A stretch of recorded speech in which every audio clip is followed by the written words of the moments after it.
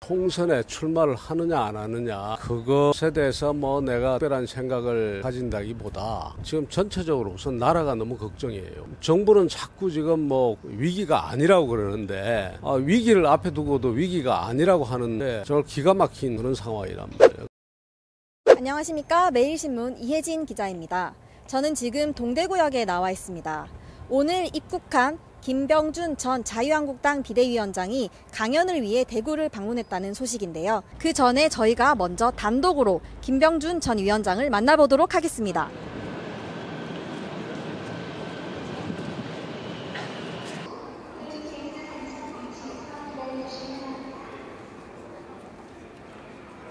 매일신문 이혜진입니다. 아유, 이렇게 또 응해주셔서 너무 감사합니다. 저희가 사실 질문하고 싶은 거 엄청 많은데 부담스러우실까봐 몇 개만 추려서 할게요. 괜찮으십니까? 예. 그럼 저 마이크를 좀 켜가지고 오시자마자 바로 대구를 또 이렇게 오시게 되셨는지. 그래 말이에요. 날짜가 그러네요. 날짜가 딱 그렇게 맞으신 겁니까? 네.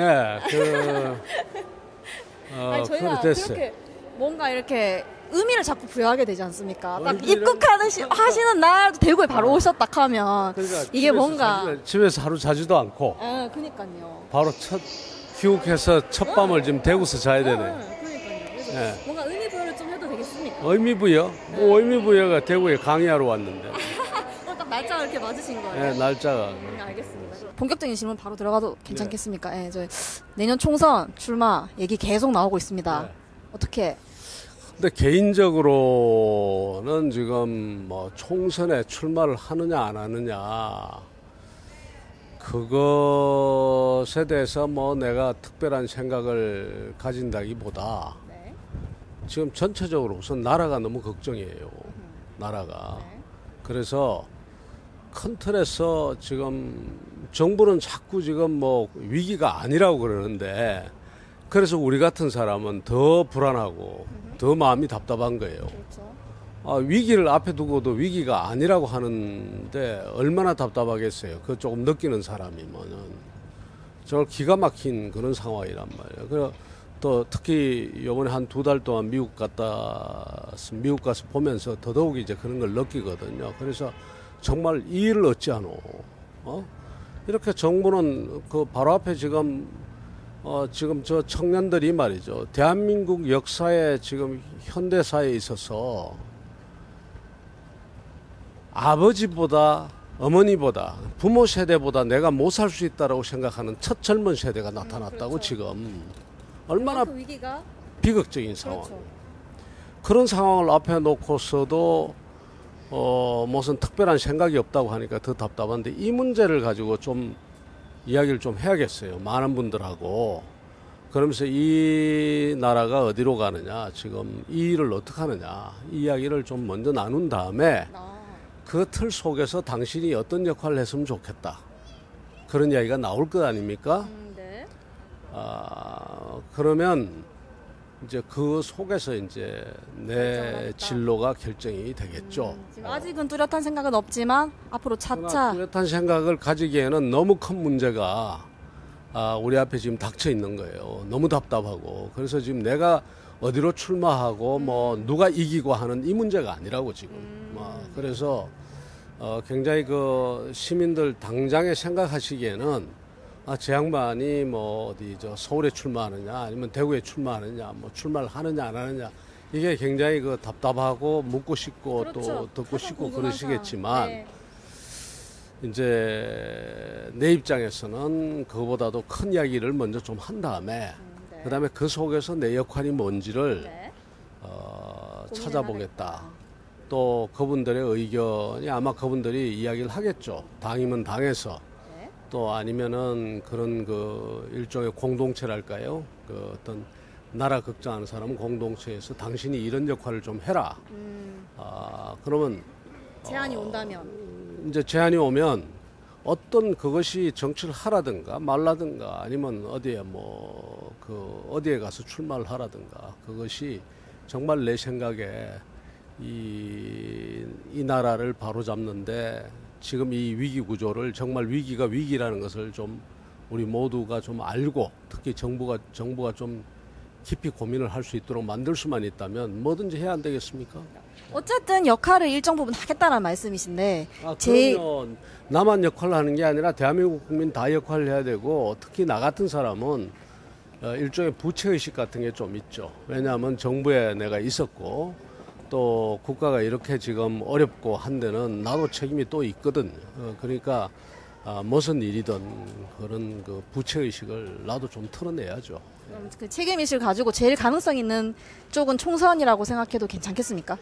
총선이 우선 앞에 닥쳐온 거죠. 그죠? 그러나 그 총선이라고 하는 것은 또 하나의 수단이고 하나의 과정이 될 수가 있지. 궁극적으로는 하여튼 우리 이제 이 국가가 바로 서게 하는 것 이런 것이 중요한 거죠. 그럼 만약에 총선 출마하신다면 대구 수성갑이나 아니면 고령 조금 내가 사실은 대구도 그렇고 고령 경북 고령은 내가 너무 떠나온 지가 오래됐잖아요. 그렇죠. 그리고 거기는 또 사실은 좀 뭐라 그럴까 모든 사람이 생각할 때 좀 당선 가능성이 높은 이런 지역이라고 보고 있잖아요. 근데 그런 데를 찾아가는 건 안 되지. 그래도 수성갑은 어떻게 조금 예.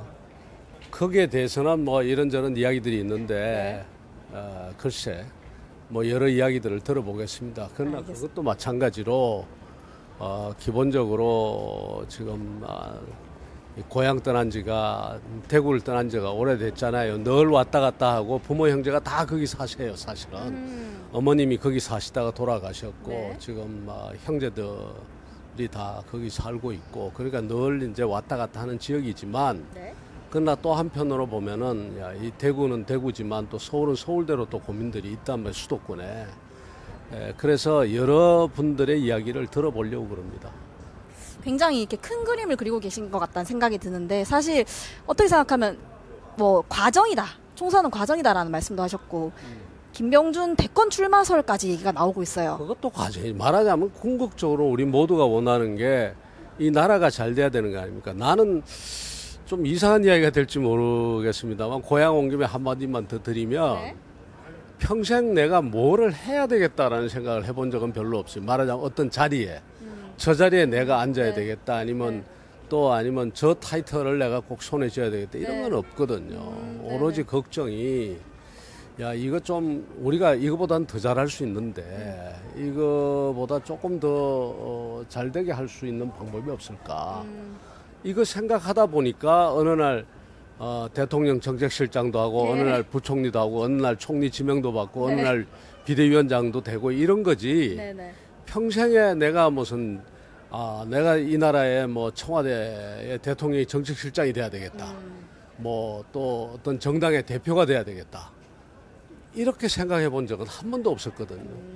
그러니까 모든 것이 다 그 가는 과정에서 일어나는 일이었다 이렇게 생각하고 있습니다. 지금도 똑같이 걱정하는 거는 지금 우리 젊은 세대들 특히 이것이 좀 지금 이거보다는 훨씬 더 우리가 잘 살 그런 말하자면 자격이 있고 또 그 능력도 있고 다 있는데 이게 정치가 잘못되고 국가가 잘못 운영돼 가지고 결국은 이것이 지금 우리 미래 세대들의 발목을 붙들고 또 많은 그 미래 세대들의 부모님들이나 그 윗세대들의 마음을 아프게 하고 그러고 있단 말이에요. 이거보다 잘 될 수 있는 나라거든요. 이게 그렇죠. 왜 이 나라가 이거밖에 안 돼요. 이거보다 훨씬 더 잘 살 수 있는 나라지. 그런 점에서 참 정말 어떨 때는 화가 나기도 하고 또 어떨 때는 욱하는 감정이 또 일어나고 그런 거죠.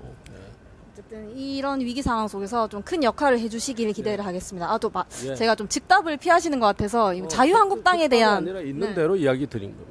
자유한국당에 대한 얘기도 약간 여쭤보고 싶은데요. 일단은 그러니까 비대위원장으로서 역할을 굉장히 잘하셨다는 평가가 있습니다. 그리고 난 뒤에 지금 황교안 체제로 와 있는데 지금 당이 어떻게 잘 돼가고 있는 것 같은가요? 개인적으로 어떻게 보시는지. 우선 굉장히 고생하는 것 같아요. 어떤 측면에서 그러니까 지금 현재의 무리한 법안들을 올려놓고 선거제도라든가 이런 무리한 법안 올려놓고 밀어붙이고 그거 막고 하느라고 참 고생을 하는 것 같은데 고생하는 과정에서 여러 가지 지금 또 시비가 걸리고 있는 실수도 있고 그런 것 같아요. 그러나 한목에 내가 다 평가 드리기에는 우선 당에 있는 분들 좀 만났어. 지금 이제 오늘 아침에 이제 막 귀국했으니까 네. 그간의 사정들 또 어려움들 좀 들어보고 난 다음에 네.